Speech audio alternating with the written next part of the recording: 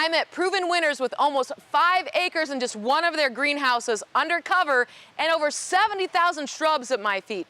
This place is almost like NASA for plants. Let's check it out.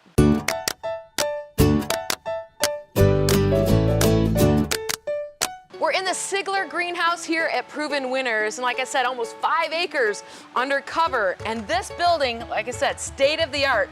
I have Robert Zanini with me. Now you say all the science really starts in the floor. Why? It does. So this floor is called an earthgood floor. It's from a Dutch company. Okay. And what it does, it's a sub-irrigation floor. So under here, there's about 2 inches of pebbles. Okay. And then there's some liners, some fabrics, and the floor floods basically even. So we have a weed mat here, and then when the floor floods, it's a nice and even distribution of the water. And then when the water recedes, it sucks all that water away. So the plants aren't sitting in water. There's no puddles anymore. Now, how long have these plants been in these pots?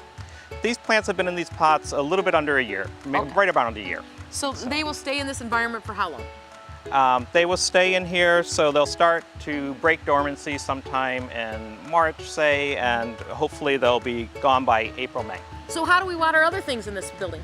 We also have a boom system. There's 2 arms on this particular one, so there's different nozzle sizes to put out some different droplets. So the growers can actually walk up on this boom and stand here? Yes, yeah. And why do they want to do that? They can watch the crop, really check out if there's any disease pressure on the crop, check out the coloration of the crop, and just make sure that everything is growing as it should be.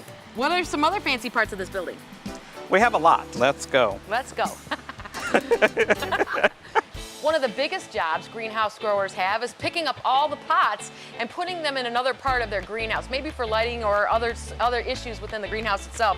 And this little bugger, it looks like one big rake for plants, right? It's great, yes. It's our flying fork, we call it. So we can just stick this right under the plants, pick up 100+ pots at any given time, and move them from anywhere pretty much in the greenhouse. So this rides on a track that goes down the rows, so they literally could basically rake them up, almost like a spatula, picking up over 100 pots at a time. Right. So you got a little handle, you can move it forward and backward. Yep.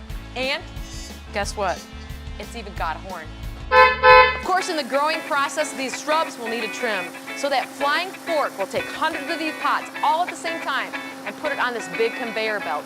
It goes through this process and it gets a haircut in a really fancy way. Robert, this is a fancy machine. Tell me all about this. So the plants will come in single file like down this. Kind of need a little bit of a trim? Need a little bit of a trim on the top. It'll cut off the top. So this first push, they go through and cuts off the top. Cuts off the top, sucks away all the debris. Comes out once the top's cut up, it goes into the second machine. Okay. Where it goes in there, it gets a little spin and it cuts all the sides off of it. And then you have your finished plant. Wow, how long does it take this machine to do this? Oh, it just takes seconds for it to go through. Compared to somebody going through and actually doing it themselves, how much time are we cutting off? We're saving we can do about double the plant than hand. And also when you do that for the plant itself, is it healthy or does it make the plant stronger?